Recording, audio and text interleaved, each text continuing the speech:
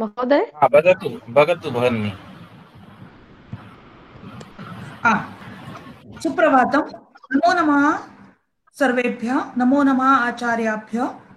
अद्य वयं सर्वे आचार्य प्रज्ञाशर्मा महोदयानां विद्यार्थिनः संज्ञाप्रकरणतः क्रमशः अजन्तपुल्लिङ्गप्रकरणपर्यन्तं सूत्राणाम् अभ्यासं प्रारभामहे। प्रत्येकेन सहभागिना पञ्च सूत्राणि स्वीक्रियन्ते। सहभागिना क्रमः पूर्वमेव निश्चितम् अस्माभिः। यः कोऽपि अथवा या कापि सूत्राणि पठिष्यति सः अथवा सूत्रैः सह तस्याः वृत्तिं तथा सरलसंस्कृतेन सामान्यार्थम् अपि पठिष्यति। यदि आवश्यकं तर्हि हिन्द्यामपि अर्थस्पष्टीकरणं कर्तुं शक्यते। अतः सर्वेषां कृते शुभाशयाः।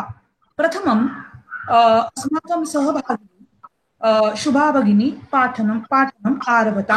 भवत्यः पञ्चसूत्राणि संज्ञाप्रकरणात् पञ्चसूत्राणि स्पष्टीकुर्वन्ति। तस्याः सूत्राणि सन्ति: एकं हलन्त्यं, द्वितीयम् अदर्शनं लोपः, तृतीयं तस्य लोपः, चतुर्थः आदिरन्त्येन सहेता, पञ्चमं सूत्रम् उकालो अच् ह्रस्व दीर्घ प्लुतः। धन्यवादः। भगिनी प्रारम्भं करोतु। श्री गुरुभ्यो नमः। सर्वेभ्यो नमः। अद्य अहं श्री वरदाचार्यकृत लघु सिद्धान्त कौमुदी ग्रन्थस्य प्रथम पञ्चसूत्रान् किञ्चित् विवरणं करोमि। नत्वा सरस्वतीं देवीं शुद्धां गुण्यां करोम्यहं पाणिनीय प्रवेशाय लघु सिद्धान्त कौमुदीम्। अथ संज्ञा प्रकरणम्। ऐ उण् ऋल् ऋक् ए ओं ऐ औच् हयवरट् लण् न्यमगणनं जबै घडदश् झवगडदश् कपचटत चटतौ कपै शशसर् हल् इति माहेश्वराणि सूत्राणि आदिसंज्ञार्थानि। येषामन्त्या इतः। हकारादिषु अकार उच्चारणार्थः। लण् मध्ये तु इत् संज्ञकः। प्रथमं सूत्रं हलन्त्यम् इति। एतत् उपदेशे अन्त्यानां हल् वर्णानाम् इति संज्ञासूत्रम्। उपदेशः इत्युक्ते पाणिनि कात्यायन पतञ्जलि कर्तृकं प्रथमम् उच्चारणम्। उपदेशे विद्यमानस्य धात्वादीनाम् अन्त्यस्य हलः अर्थात् व्यञ्जनम् अनेन सूत्रेण इति संज्ञा विधीयते। सूत्रेषु अदृष्टं पदं सूत्रान्तरात् अनुवर्तनीयं सर्वत्र इति नियमः अस्ति। अतः अनुल्लिखितमपि एतत् पदद्वयम् उपदेशे अजनुनासिका इति सूत्रात् अनुवृत्तिद्वारा आगच्छति इति भावः। द्वितीयं सूत्रम् अदर्शनं लोपः इति। एतत् लोपसंज्ञासूत्रम्। अत्र इत् संज्ञा प्राप्तवर्णस्य लोपः भवति। तृतीयं सूत्रं तस्य लोपः। लोपविधायकसूत्रम्। तस्य इत् लोपः भवति। यस्य वर्णस्य इत् संज्ञा क्रियते तस्य वर्णस्य लोपः। अदर्शनम् उच्चारणाभावः वा भवति। प्रति माहेश्वरसूत्रम् अन्त्यः वर्णः इत् संज्ञकः इति उक्तम्। अतः सूत्रान्त्यानां न क ङ चादीनां माहेश्वरसूत्रेषु पाठस्य कः लाभः? तेषां तु लोपः भविष्यत्येव। अतः ते नादयः किमर्थम् इति प्रश्नः आगच्छति सति नादयो अनाद्यर्थाः इति। एते नादयः अनादिप्रत्याहारप्रयोजकाः सन्ति। एतेषाम् इत् संज्ञकत्वात् येभिः अनादयः प्रत्याहाराः रचयिष्यन्ते इति भावः। अनादिप्रत्याहारः अर्थः येषां ते अनाद्यर्थाः। चतुर्थं सूत्रम् आदिरन्त्येन सहेता। एतत् प्रत्याहारविधायकसूत्रम्। आदिः अन्त्येन सह इतः इति छेदः। अन्त्येन इति संज्ञकेन सह आदिः मध्यवर्तीनां स्वस्य च संज्ञा भवति। यथा अ इ उ न इत्यत्र अन्त्यः न वर्णः इत् संज्ञकः। तेन इत् संज्ञकेन सह आदिः अण् इति मध्यवर्तिनोः इ उ इत्यनयोः स्वस्य च आदेः अकारस्य च संज्ञाबोधकः भवति। अतः तादृशः आदिः अण् अ इ उ इति वर्णत्रयस्य संज्ञा भवति। अन्त्यस्य इतः तु तत्र ग्रहणं न भवति। एवमेव अच् हल् अल् इत्यादयः प्रत्याहाराः अपि बोध्याः। पञ्चमं सूत्रम् उकालो ह्रस्व दीर्घप्लुतः।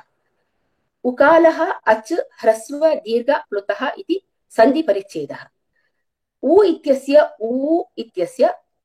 इत्यस्य च उच्चारणे यः कालः अपेक्षते सः उकालः। उकाल इव कालः यस्य अचः सः अच् उकाल इत्युच्यते। तादृशः उकालः अच् क्रमशः ह्रस्वः दीर्घः प्लुतः संज्ञः भवति। उ शब्दः अत्र एक द्वि त्रिमात्र कुक्कुट वृत्तस्य अनुकरणपरः। स च ह्रस्वः दीर्घः प्लुतश्च प्रत्येकम् उदात्तादिभेदमात्रेण त्रिधा भिद्यते। सर्वेभ्यो धन्यवादः। नमस्कारः।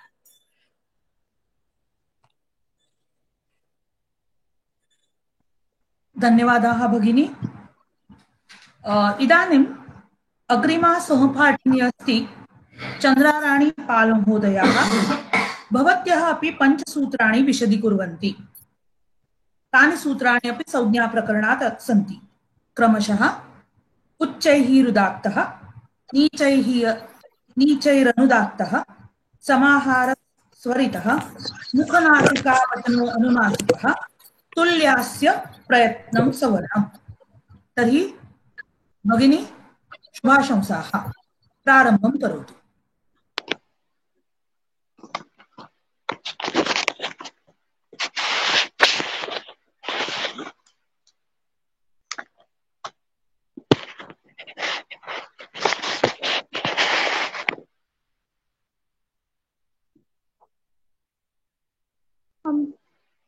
सर्वेभ्यः नमो नमः।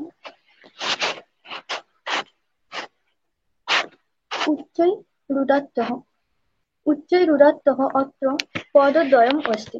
उच्चैः रुदात्तः च। उच्चैः इति अव्ययपदम्। उच्चैः इति अव्ययपदम् अस्ति। उदात्तः इति प्रथमान्तपदम्। प्रथमान्तपदम् इति संज्ञापदं वयं जानीमः। अत्र पूर्वसूत्रतः अर्थात् उकाल अह्रस्व दीर्घप्लुतः इति सूत्रतः अच् इति पदस्य अनुवृत्तिः भवति। अर्थात् उच्चैः अच् उदात्तः इति। अत्र इदानीं वयं जानीमः उच्चैः इत्यनेन केवलं श्रुतिप्रकर्षः न, अर्थात् नादधर्मप्रधानः इति न। उच्चैः इत्यनेन किं भवति? अधिकरणशक्तिप्रधानः। अर्थात् यथा उच्चैः पदेन वयम् उदाहरणं दीयते, उच्चैः देवदत्तः पठति इत्यनेन किं बोद्धम्? उच्चैः अर्थात् उच्चस्वरेण देवदत्तः पठति। अत्र श्रुतिप्रकर्षः इति अस्ति।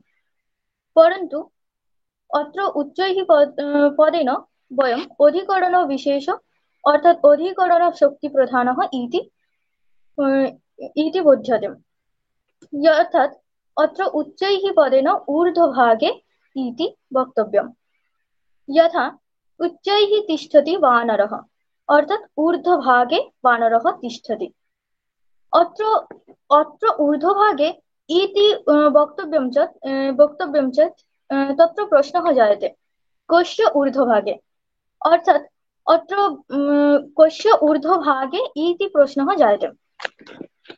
अस्तु, ऊर्ध्वभागे इति वयं जानीमः उच्चारणस्थानानि कति? 8 उच्चारणस्थानानि। तत्र किं किं वर्तते? तालु, कण्ठः, मूर्धा, दन्तः, ओष्ठौ, नासिका, उरः, जिह्वामूलीयश्च। 8 उच्चारणस्थानानि। अर्थात् वयम् एकत्रे एवं ताल्वादीषु इति वक्तुं शक्यते। ताल्वादीनां भागद्वयं वर्तते, ऊर्ध्वभागम् अधोभागं च। ऊर्ध्वभागः अधोभागश्च। अर्थात् ताल्वादीषु स्वभागेषु, स्वभागम् इति भागेन सहित स्वभागम् इति। ताल्वादीषु स्वभागेषु स्थानेषु ऊर्ध्वभागे इति बोद्धव्यं वा वक्तव्यम्। अत्र किं वक्तव्यं तर्हि अर्थः किं भवेत्? उच्चैः अर्थात् ताल्वादिषु स्वभागेषु स्थानेषु ऊर्ध्वभागे निष्पन्नः यः अच् तस्य उदात्तसंज्ञा भवति। अर्थात् अच् इत्यस्य उदात्तसंज्ञा भवति, अचः उदात्तसंज्ञा भवति। तत्र उदाहरणं दीयते चेत् आ इति आ इत्यस्य उदात्तसंज्ञा भवति। कथम्? आ इति निपातत्वात् आ इति वयं जानीमः आ इति निपात। निपात आद्युदात्तः इति सूत्रेण आ इत्यस्य उदात्तसंज्ञा भवति। अस्तु, पुनः अस्ति नीचैरनुदात्तः। नीचैरनुदात्तः इत्यनेन वयं एवं ज्ञायते यत् उच्चैः उदात्तः अर्थात् नीचैः अनुदात्तः। ऊर्ध्वभागे उदात्तः ऊर्ध्वभागे निष्पन्नः अच् उदात्तः संज्ञः भवति। अतएव अत्र नीचैः इत्यनेन अधोभागे निष्पन्नः अच् अनुदात्तसंज्ञा भवति इति बोद्धव्यम्। अर्थात् ताल्वादिषु स्वभागेषु स्थानेषु अधोभागे निष्पन्नः य अच् तस्य अनुदात्तसंज्ञा भवति। अनन्तरं समाहारः स्वरितः। स नवविधोऽपि प्रत्येकम् अनुनासिकत्वाननुनासिकत्वाभ्यां द्विधा। समाहारः स्वरितः। समाहारः स्वरितः अत्र उच्चैरुदात्तः सूत्रतः उदात्तः इति पदस्य, नीचैरनुदात्तः इति सूत्रतः अनुदात्त इति पदस्य, उकाल अच् ह्रस्व दीर्घ प्लुतः इति सूत्रतः अच् इति पदस्य अनुवृत्तिः भवेत् वा अनुवृत्तिः भवति। अत्र उदात्तः अनुदात्तः इति पदद्वयस्य इति पदद्वयं धर्मप्रधानं भवति। अनयोः धर्मः स्वीकरणीयः। अत्र किम्? उदात्तस्य धर्म किम्? उदात्तस्य धर्मः उदात्तत्वं। यथा मनुष्य मनुष्यत्वं तथा उदात्ते उदात्तत्वम्। अनुदात्तस्य धर्मः किम्? अनुदात्तस्य अनुदात्तत्वं च। अर्थात् उदात्तस्य उदात्तत्वस्य अनुदात्तत्वस्य समाहारः स्वरितः। अत्र समाहारः किम्? समाह्रियते यस्मिन् तत् समाहारः। अत्र समाहारः इति पदमपि अधिकरणशक्तिप्रधानः भवति। अत्र उदात्तस्य अनुदात्तत्वस्य समाहारः स्वरितः इति बोद्धव्यम्।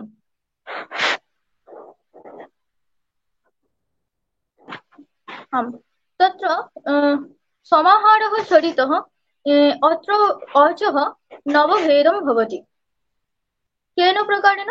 ह्रस्वः वयं पूर्वे जानीमः, ह्रस्वः दीर्घः प्लुतः भेदेन त्रिधा अस्ति। तत्र उदात्त अनुदात्त स्वरित भेदेन प्रत्येकस्य उदात्त अनुदात्त स्वरित भेदेन नवविधो भवति। तस्य नवविधे अपि प्रत्येकम् अनुनासिक अननुनासिकत्व भेदे द्विधा। अर्थात् तत्र कति भेदाः भवति? 18 भेदाः भवति।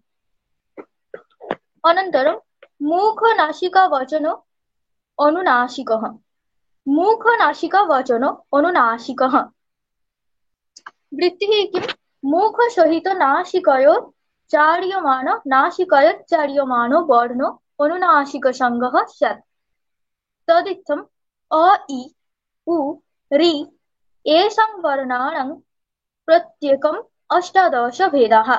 ऋवर्णस्य 12 तस्य दीर्घभावात्, एषामपि 12 तेषां ह्रस्वभावात्। अत्र मुखेन सहिता मुखसहिता सा चासो नासिका च मुखनासिका उच्यते। असौ इति वचनः मुखनासिकया वचन इति विग्रहः।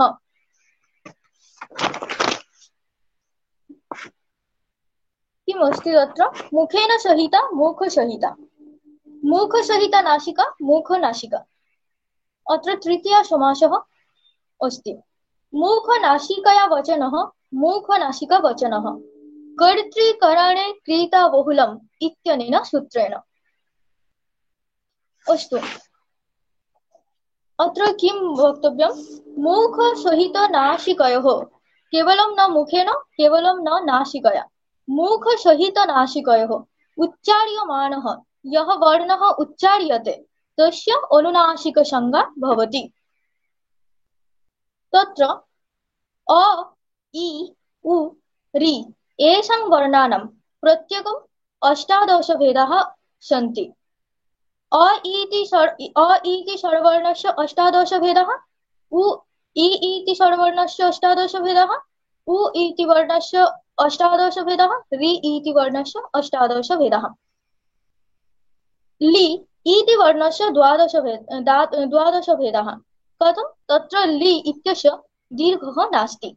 ह्रस्वदीर्घ प्लुत इति भेदेन वयं विभागं करोमि चेत् तत्र लि इति वर्णस्य दीर्घः नास्ति। एचमपि 12, तेषां ह्रस्वस्य अभावात्, ह्रस्वस्य अभावात् एचम् एच ए ओ ऐ औ इत्येषां वर्णानां 12 भेदाः सन्ति। कथम्? एतस्य ह्रस्वः नास्ति। अनन्तरं तुल्यस्य प्रयत्नं सवर्णम्। अत्र आस्यम् इति तुल्यस्य प्रयत्नं सवर्णम्, अत्र सवर्णसंज्ञा विधीयते। आस्यम् इति उच्चारणस्थानानि, प्रयत्न अर्थात् अत्र आभ्यन्तरप्रयत्न गृह्यते। यत्नं द्विधा अस्ति, आभ्यन्तरप्रयत्न बाह्यप्रयत्नश्च। अत्र आभ्यन्तरप्रयत्न इति ग्रहणीयम्। वृत्तिः ताल्वादिस्थानमभ्यन्तरप्रयत्नश्चेत्येतद्द्वयं यस्य येन तुल्यं तन्मीथः सवर्णसंज्ञं स्यात्। अत्र स्थानम्, उच्चारणस्थानानि, आभ्यन्तरप्रयत्नश्च द्वयोः मीथः, यस्य येन तुल्यं तन्मीथः, मीथः अर्थात् एकत्र इति बोद्धव्यम्। तत्र मीथः सवर्णसंज्ञा भवति। अर्थात् उच्चारणस्थानानि वयं पूर्वे अहं पूर्वे उक्तवती उच्चारणस्थानानि 8 उच्चारणस्थानानि। आभ्यन्तरप्रयत्नं वयं अनन्तरं पठामि। आभ्यन्तरप्रयत्नः अस्ति 5 स्पृष्ट, ईषत्पृष्ट, ईषद्विवृत, विवृत, संवृत भेदात् यस्य येन तुल्यं भवति। अर्थात् आभ्यन्तरप्रयत्न एवं उच्चारणस्थानानि एकत्र मिलित्वा तस्य मीथः सवर्णसंज्ञा भवति। अत्र एकं वार्तिकम् अस्ति, रि लृ वर्णयोर्मीथः सावर्ण्यं वाच्यम्। रि लृ वर्णयोः मीथः सावर्ण्यं वाच्यम्। वयं जानीमः सवर्णसंज्ञायाः फलमस्ति। सवर्णसंज्ञायाः कथं फलमस्ति? अत्र यथा एकम् उदाहरणं अहं ददामि। रामालयः, रामस्य आलयः, रामालयः। राम इत्यत्र मकारस्य अच् अ अस्ति। रामयुक्त आलयः, आ इति मिलित्वा आ इति सवर्णसंज्ञा भवति। अकः सवर्णे दीर्घः इति सूत्रेण वयं सवर्ण इति प्राप्नोमि। तत्र दीर्घः भवति आ इति। अत्र कारस्य उच्चारणस्थानं तु न समानं, परन्तु तस्य सवर्णसंज्ञा भवति। इत्यस्य उदाहरणं ददामि। भर्तृकारः, भर्तृ इत्यत्र भर्तृयुक्त ऋकारः। भर्तृ इत्यत्र रि अस्ति, ऋकारः अस्ति, ऋकारः अत्र ऋकारः अस्ति। रि लृ इति द्वयं मिलित्वा सवर्णसंज्ञा किं भवति? दीर्घ ऋकारः। अत्र सवर्णसंज्ञा अत्र लि उच्चारणस्थान भिन्नम् अस्ति, परन्तु तत्र सवर्णसंज्ञा इति भवति अतः वार्तिकारेण अत्र वार्तिकं क्रियते। अनन्तरम् उच्चारणस्थानानि अस्ति अकुह विसर्जनीयानां कण्ठः ईचु यशानां तालु ऋतुरसानां मूर्धा ऋतुलसानां दन्तः उपपद्मानीयाम् ओष्ठौ यमैनानां नासिका च एदैतः कण्ठतालु अदौतः कण्ठस्थं वकारस्य दन्तोष्ठं जिह्वामूलीयस्य जिह्वामूलं नासिका अनुस्वारस्य पुनः यत्नद्विधा आभ्यन्तरो बाह्यश्च आद्यः पञ्चधा पृष्ठे सद्विवृतो विवृत संवृत भेदात् तत्र स्पृष्टं प्रयत्नं स्पर्शानाम् ईषत् पृष्ठमन्तस्थानम् ईषत् विवृतम् उष्माणं विवृतं स्वराणां ह्रस्वस्य वर्णस्य प्रयोगे संवृतं प्रक्रियादशयं तु विवृतमेव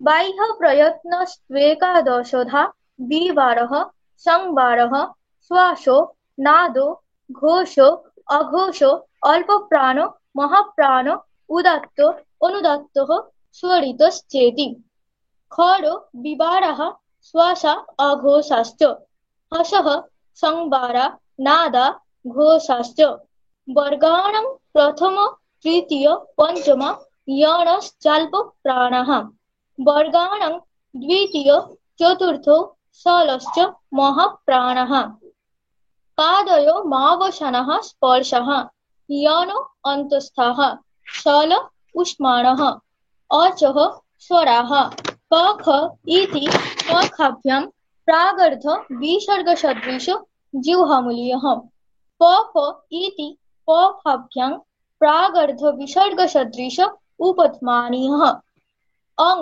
अह इत्यचः परावनुस्वार विसर्गौ अत्र अकुह विसर्जनीयानां कण्ठः अत्र अकुह विसर्जनीयानाम् इत्यत्र इतरेतर द्वन्द्वः समासः अस्ति अश्च कुश्च हश्च विसर्जनीयश्च इति अकुह विसर्जनीयाः तेषाम् अकुह विसर्जनीयानाम् अकारः इत्यनेन अष्टादश भेदयुक्त अकारः इति बोद्धव्यम् कु अर्थात् क वर्गः क ख ग घ ङ इति क वर्गः वर्तते हकारः अनन्तरं विसर्जनीयः अर्थात् विसर्गः इत्येषाम् उच्चारणस्थानं किं कण्ठः पुनः ईचु यशानां तालु अत्रापि ईचु यशानां इत्यत्र इतरेतर द्वन्द्वसमासः अस्ति ईश्च अर्थात्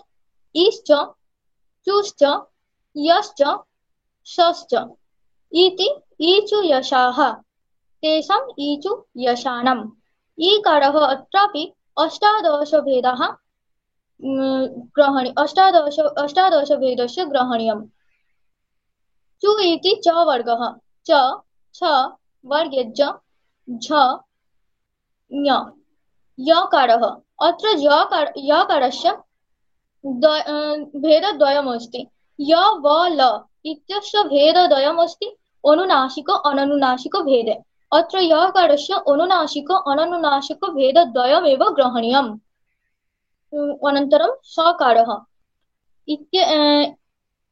एतेषाम् उच्चारणस्थानमस्ति किं तालु ऋतुरसानां मूर्धा अत्रापि इतरेतर द्वन्द्वसमासः अस्ति अष्टादश प्रकारः ऋकारः टु अर्थात् ट ठ ड ढ मूर्धन्य रकारः मूर्धन्यस्यकारः मूर्धन्यसकारः एतेषाम् उच्चारणस्थानमस्ति मूर्धा अत्र इतरेतर द्वन्द्वः ऋश्च इति न भवेत् अत्र ऋकारस्य प्रथम एकवचनस्य रूपः अस्ति आ अर्थात् आ च टुश्च रश्च शश्च इति ऋतुरसः तेषां ऋतुरसाणाम् इति द्वन्द्वसमासः इतरेतर द्वन्द्वसमासः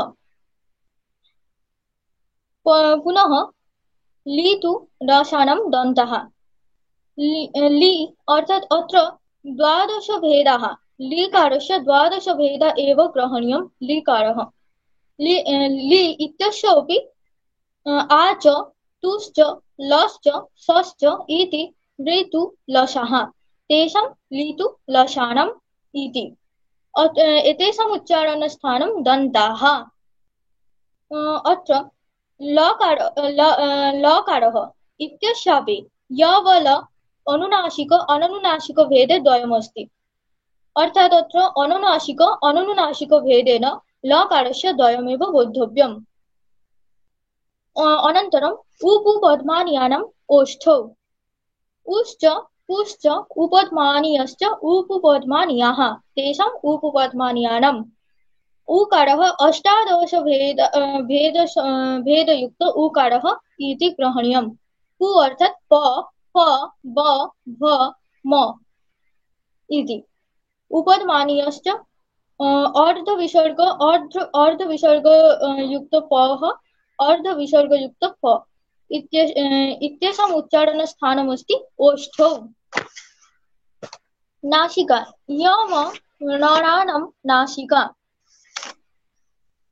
अर्थात् य म य य ण न इत्येषाम् उच्चारणस्थानमस्ति नासिका।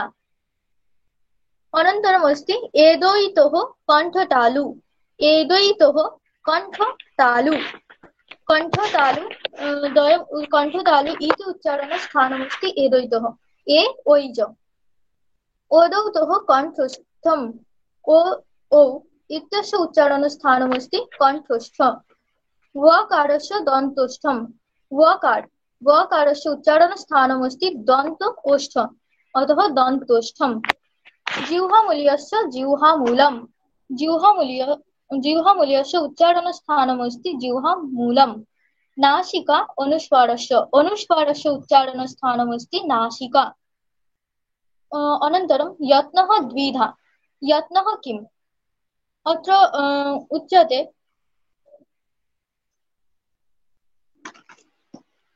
यत्नः इति प्रयासः वर्णोच्चारणे यः प्रयासः स यत्नः। यत्नः द्विधा आभ्यन्तर बाह्यश्च। अत्र आद्यः पञ्चधा आद्यः अर्थात् आभ्यन्तर प्रयत्नः पञ्चधा। स्पृष्ट ईषत् पृष्ट ईषत् विवृत संवृत भेदात्। स्पृष्टवर्ण अर्थात् जिह्वायाः चतुर्भागेषु येषां वर्णानाम् उच्चारणस्थाने स्पर्शः भवेत् तत्र स्पृष्टवर्णः इति उच्यते स्पृष्टप्रयत्नः इति उच्यते। अर्थात् यत्र वायोः अवरोधः यत्र न भवति। अस्तु अत्र तत्र स्पृष्टं प्रयत्नं स्पर्शवर्णानां प्रयत्नः स्पृष्टप्रयत्नः। स्पर्शवर्णाः के तत्र अनन्तरम् इति अस्ति कादयो मावसानः स्पर्शः अर्थात् क वर्णतः म वर्णपर्यन्तं येषां वर्णानाम् उल्लेखः अस्ति तेषां स्पर्शवर्ण इति उच्यते। अर्थात् स्पर्शवर्णानां प्रयत्नमस्ति स्पृष्टप्रयत्न। ईषत् पृष्ठम् अन्तःस्थानम् अन्तःस्थवर्णस्य प्रयत्नः ईषत् पृष्ठः अस्ति। अन्तःस्थवर्णाः के य र ल व एते अन्तःस्थवर्णाः। अनन्तरम् ईषत् विवृतम् ऊष्माणाम् ऊष्मवर्णाः के स श श ह अर्थात् मूर्धन्यस्य दन्त्यस्य तालव्यस्य ह इत्येषाम् एताः ऊष्मवर्णाः। विवृतं स्वरवर्णानाम् अर्थात् अचः प्रयत्नं विवृतप्रयत्नं। ह्रस्वस्य अवर्णस्य प्रयोगे संवृतं ह्रस्ववर्णस्य प्रयोगे संवृत भवति परन्तु प्रक्रियादशायां तु विवृतमेव। ह्रस्वस्य प्रक्रियादशायां तु प्रयत्नं भवति विवृतम्। बाह्यप्रयत्नस्तु एकादशधा बाह्यप्रयत्नः एकादशभेदः बाह्यप्रयत्नस्य एकादशभेदः अस्ति। विवारः, संवारः, श्वासो, नादो, घोषो, अघोषो, अल्पप्राणो, महप्राणो, उदात्तः, अनुदात्तः, स्वरितश्चेति। अत्र विवारः यदा वर्णोच्चारणात् अनन्तरं विकासः भवति, अर्थात् यत्र कण्ठः मुखं वा पूर्णतया उद्घाटयति, कण्ठः मुखं च पूर्णतया उद्घाटयति तत्र विवारः इति। यत्र कण्ठः मुखस्य वा सङ्कोचनं भवति तत्र संवारः इति भवति इति। विवारः, संवारः, श्वास, नादः, घोषः, अघोषः, अल्पप्राणः, महाप्राणः इति अष्टानां हल् वर्णानां भवति। उदात्त, अनुदात्तः, स्वरित च अच् वर्णानाम् अथ स्वर वर्णानां। विवारः खर, विवारः श्वास अघोषश्च, विवार श्वास अघोषश्च खरः, संवारः नादः घोषः च हसः। वर्गाणां प्रथम तृतीय पंचम यणश्चाल्पप्राणाः। वर्गाणां प्रथम वर्ण, तृतीय वर्ण, पंचम वर्ण, यणः च अल्पप्राणः।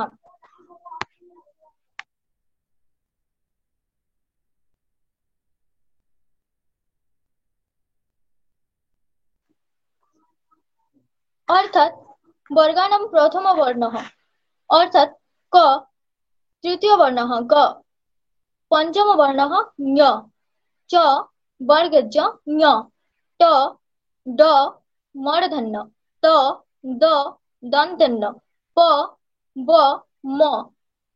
अनन्तरम् अन्तस्थ वर्ण अर्थात य र ल व इति यण् वर्णः। एतेषाम् अल्पप्राणः एतः अल्पप्राणाः। अनन्तरं वर्गाणां द्वितीय चतुर्थौ सलश्च महाप्राणाः।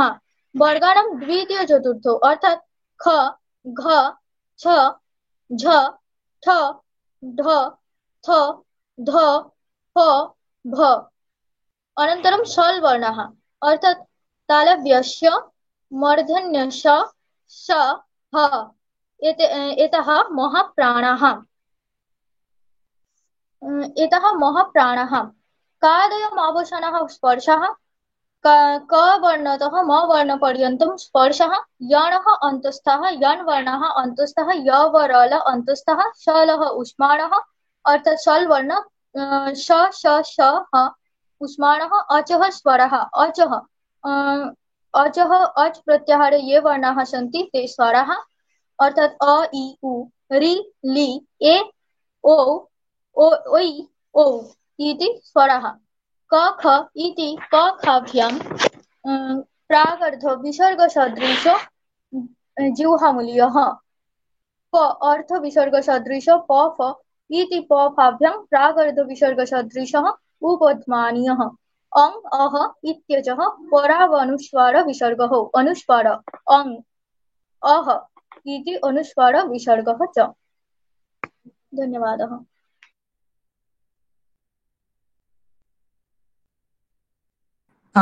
बहूनि अभिनन्दनानि भगिनी। सूत्राणां स्पष्टीकरणं बहु विस्तरेण कृतं भवत्या। धन्यवादाः।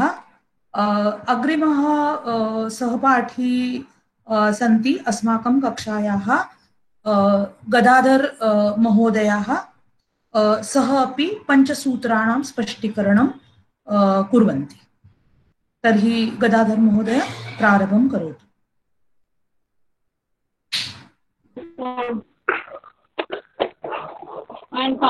सर्वेभ्यो नमो नमः। सूत्रम् अनुदित सवर्णस्य च प्रत्ययः वृत्तिः अविधीयमानो नुदित च सवर्णस्य संज्ञा स्यात्। अत्रैव अण् परेण णकारेण कु चु टु तु पु एते उदितः। तदेवम् अ इति अष्टादशानां संज्ञा तथा इकारो उकारो ऋकार त्रिंशतः। एवं ऋकारो अपि एचो द्वादशानाम् अनुनासिक अनुनासिक भेदेन यवला द्विधा तेन अनुनासिकास्ते द्वयोर्द्वयोर्संज्ञा द्वयोर्द्वयोस्संज्ञा अर्थ सामान्यार्थः यस्य विधानं न क्रियते तादृशः अणप्रत्याहारस्थः वर्णः स्वेषां सवर्णानां ग्राहको भवति। अत्र अणप्रत्याहारः परणकारेण निर्मितः। अतः अ इ उ ऋ लृ ए ओ ऐ औ ह य व र ल इत्येते वर्णाः अणप्रत्याहारेण गृह्यन्ते। अभिधीयमानः अकारः स्वेषाम् अष्टादशानां भेदानां ग्राहको भवति। तथैव इकारः उकारः चापि। ऋ लृ वर्णयोः मिथस्सावर्ण्यं वाच्यम् इति वार्तिकबलेन ऋकारयोः परस्परं सवर्णसंज्ञास्ति। ऋकारस्य 18 भेदाः सन्ति, लृकारस्य 12 भेदाः सन्ति। अतः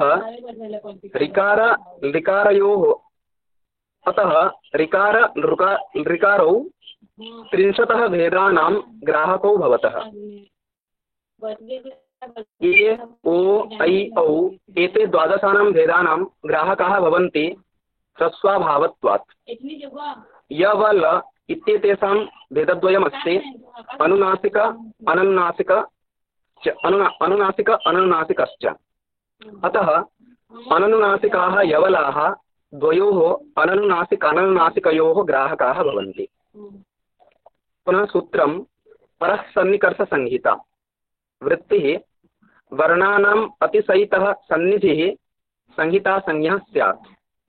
अर्थः सामान्यार्थः वर्णानाम् अर्थात् अचां फलां वा अत्यन्तं समीपता संहिता इति कथ्यते। संहिता इत्युक्ते सामान्यभाषया सन्धि इति कथ्यते। पुनः सूत्रं हलोनन्तराः संयोगः। वृत्तिः अज्भिरव्यवहिता हलः संयोगसंज्ञाः स्युः। सामान्यार्थः यदा हलवर्णाः अच्वर्णैः व्यवधानरहिताः भवन्ति तदा हलवर्णाः संयोगसंज्ञाः भवन्ति। सूत्रं सुप्तिङन्तं पदम्। वृत्तिः सुबन्तं तिङन्तं च पदसंज्ञं स्यात्। सामान्यार्थः सुपः तिङः च येषाम् अन्ते भवन्ति तेषां पदसंज्ञा भवति। सूत्रं इको यणचि। वृत्तिः इकः स्थाने यण् स्यात् अचि संहितायां विषये। सामान्यार्थः संहितायाम् इत्युक्ते संधिकार्यविषये। इकः अर्थात् इ उ ऋ लृ इत्येतेषां स्थाने यणादेशः अर्थात् य व र ल इति एते आदेशाः भवन्ति अचि परे। धन्यवादः।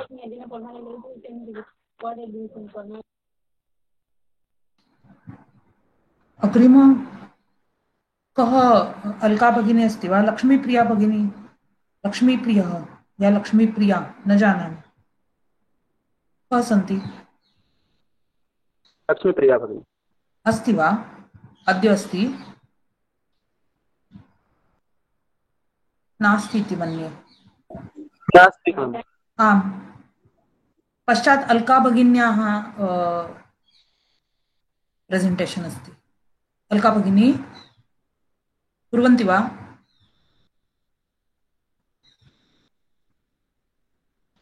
हरि ओम्।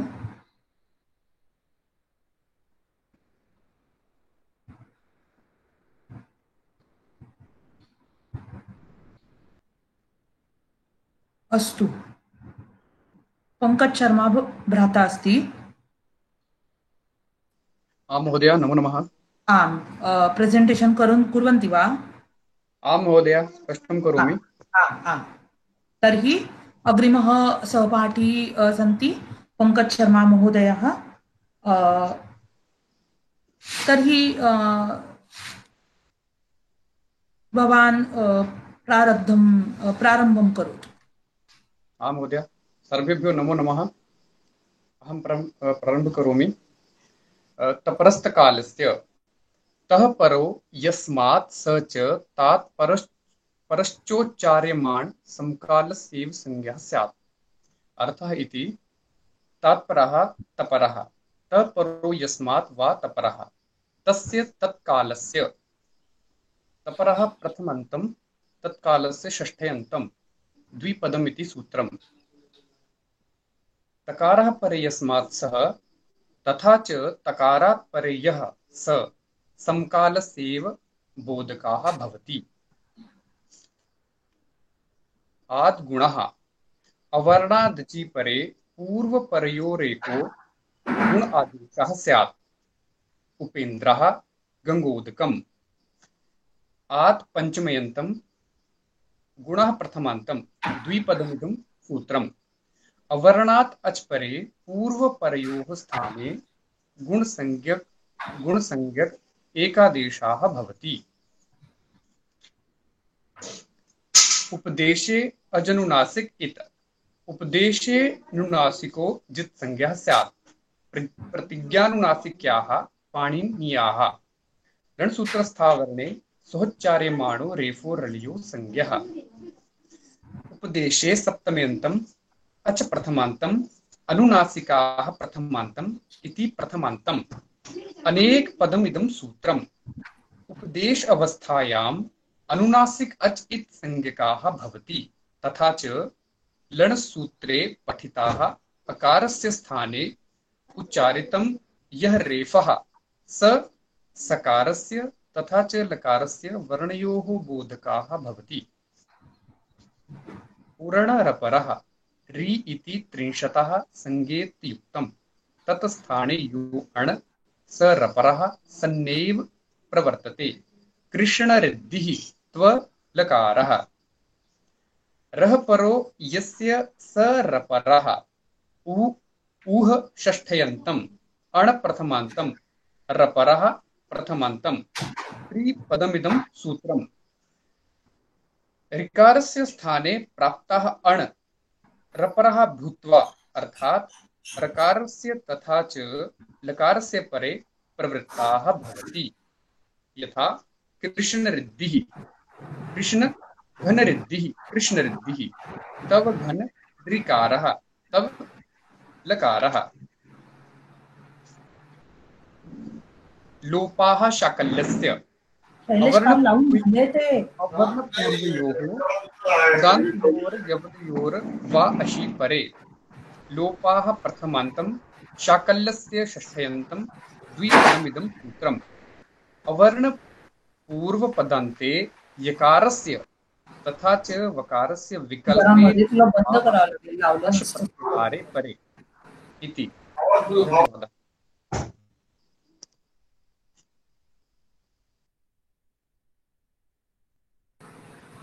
धन्यवाद महोदयः। अग्रिमं सहपाठिनी सन्ति रम्या भट्ट महोदया, किन्तु सा अद्य नास्ति इति मन्ये। तर्हि सम्पोत् महोदयानां क्रमः अस्ति। तर्हि सम्पोत् महोदयः प्रारम्भं करोतु कृपया। नमो नमः। दृश्यते वा? हलो। आम् आम् दृश्यते। सर्वेभ्यो नमस्काराः। भूवादयो धातवः इत्यारभ्य ओमाङ्गोश्च इति पञ्चसूत्राणां क्रमशः यथामति यथा अवगतं व्याख्यानं करोमि। यत्र कुत्रापि दोषः लोपः सम्भवितं चेत् कृपया परिष्कारं कुर्वन्तु इति प्रार्थयामि सर्वेषां। भूवादयो धातवः क्रियावाचिनो भ्वादयो धातुसंज्ञाः स्युः। अष्टाध्याय्यां प्रथमाध्याये तृतीयपादे प्रथमसूत्रः। लघुसिद्धान्तकौमुद्यां 36तमं सूत्रः। भूवादयः धातवः धातुसंज्ञाः। भूवादयः धातवः इत्युभौ प्रथमान्तौ। भूश्च वाश्चेति भुवौ। आदिश्च आदिश्चेति आदिभुवौ। आदिर्येषां ते भूवादयः। भू आदिशब्दाः धातुपाठे अन्तर्गताः। धातुपाठे भू प्रथमस्थाने पठिष्यमाणा वर्तते। तस्मात् अत्र आदिशब्देन प्रोक्तम्। भूप्रभृतयः क्रियावाचकाः भवन्ति। अत्र भूशब्दस्य पृथिवीवाचकशब्दः न ग्राह्यः, परन्तु धातुसंज्ञकः इत्यर्थः। उपसर्गादृति धातौ अवर्णान्तात् उपसर्गात् ऋकारादौ धातौ परे वृद्धिरेकादेशः स्यात्। प्रार्थति अष्टाध्याय्यां षष्ठाध्याये 19तमं सूत्रम्। लघुसिद्धान्तकौमुद्यां 37तमं सूत्रम्। उपसर्गाद्धृति आद्गुणः इत्यनुवर्तते। आदिति पञ्चम्यन्तं, तच्च उपसर्गविशेषणम्, अतः तदन्तविधिः। आकारान्तादिति लभ्यते। ऋतिति धातोः विशेषणम्। ऋति धातौ इत्युभे सप्तम्यन्ते। यस्मिन् विधिरिति तदादिविधिः।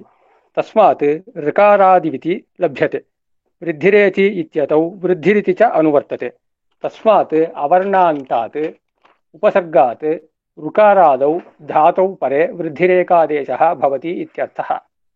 प्राऋच्छति इत्यत्र अयं सूत्रेण अवर्णात् ऋतिधातोः परतः पूर्वपरयोः स्थाने वृद्ध्येकादेशे रपरे प्रार्थति इति रूपसिद्धिः भवति। अन्य उदाहरणानि: उपऋच्छति, उपार्च्छति, प्रऋचन्ति, प्रार्चन्ति, प्रऋणोति, प्रणोति इत्यादयः। येङि पररूपम्। आदुपसर्गात् येङादौ धातौ पररूपमेकादेशः स्यात्। प्रेजते, उपोषति। अष्टाध्याय्यां षष्ठाध्याये प्रथमपादे 94तमं सूत्रम्। अत्र 38 सूत्रम्। येङिति सप्तम्यन्तं, पररूपमिति प्रथमान्तम्। आद्गुणः इति सूत्रः इत्यत्रापि अनुवर्तते। आदिति उपसर्गादिति इत्यतः धातौ च अनुवर्त्य येन विधिस्तदन्तस्य यस्मिन् विधिस्तदादावल्ग्रहणे इति क्रमेण तदन्तादिविधिः। अवर्णान्त उपसर्गस्य पश्चात् येङादि, एकारादि, ओकारादि धातुः आगच्छति चेत् तथा पूर्व एवं परसवर्णस्थानयोः पररूप एवो एकादेशे प्रयेजते, प्रेजते, उपोषति इति रूपसिद्धिः भवति। अन्य उदाहरणानि: प्रएषणीयं, प्रेषणीयं, प्रओषति, प्रोषति इत्यादयः। अचोन्त्यादिटि अचां मध्ये योऽन्त्यः स आदिर्यस्य तट्टिसंज्ञः स्यात्। शकन्ध्वादिषु पररूपं वाच्यं तच्चरेः। शकन्धुः, कर्कन्धुः, मनीषा आकृतिगणोऽयं मार्ताण्डः। अष्टाध्याय्यां प्रथमाध्याये प्रथमपादे 64तमं सूत्रम्। लघुसिद्धान्तकौमुद्यां 39तमं सूत्रम्। अचः इति षष्ठ्यन्तम्। अन्त्यादिटि इति द्वे पदे प्रथमान्ते। अचाम् अन्त्ये एवं तत्रादौ समग्रसमुदायस्य टिसंज्ञा भवति। एवं शक अन्धुः इत्यत्र शकशब्दस्य अन्त्य अच् ककारोत्तरवर्ती अकारः, पश्चात् अत्र अन्त्यवर्णः न स्यात्, अतः अन्त्य अवर्णः टिसंज्ञा भवति। परन्तु शब्दस्य अन्तिमवर्णस्य पश्चात् यदि व्यञ्जनवर्णः आगच्छति चेत् तत्र स्वरव्यञ्जनसम्मिलितरूपसमुदायस्य टिसंज्ञा भवति इत्यर्थः। मनस् इत्यत्र अस् टिसंज्ञा भवति। शकन्ध्वा शब्दानां तु पररूपटिसंज्ञा भवति। अर्थात् शकन्धुः इत्यत्र आदौ एवं शक अन्धु इत्यत्र अकस्सवर्णे दीर्घः इति सूत्रेण दीर्घं, परन्तु प्रकृत अत्र वार्तिकेन शकशब्दः टिसंज्ञकः।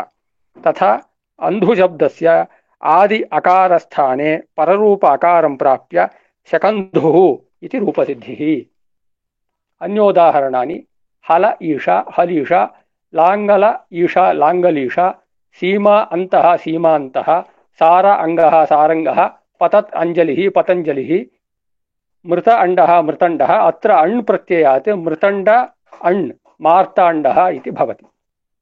ओमाङ्गोश्च ओमि आङि चात्परे पररूपे एकादेशः स्यात्। शिवायोन्नमः, शिवयेहि। अष्टाध्याय्यां षष्ठाध्यायस्य प्रथमपादे 95तमं सूत्रम्। अत्र 40तमं सूत्रम्।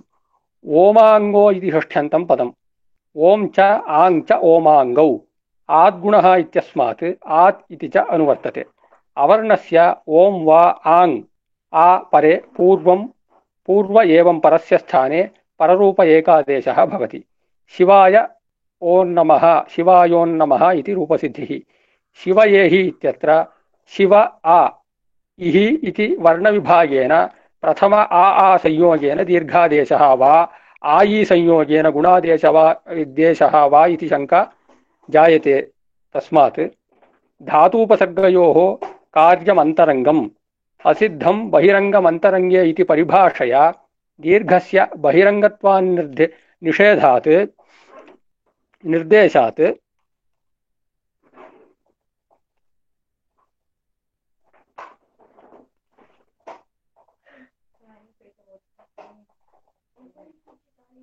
अंतरंगत्वात् गुणादेशः अपेक्षितं भवति तस्मात् शिवः येहि स्थितौ पररूपात् शिवेहि इति रूपसिद्धिर्भवति अन्य उदाहरणानि कृष्णायेहि रामायेहि इत्यादयः सर्वेभ्यो नमो नमः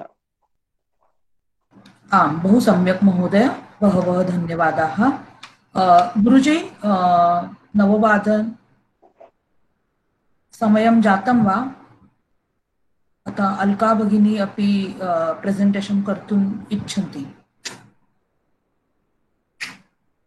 समयः जातः काल आम् समयः जातः गुरुजी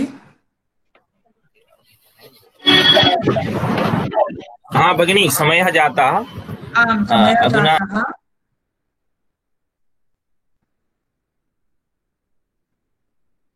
भवत्याः माइक म्यूट अस्ति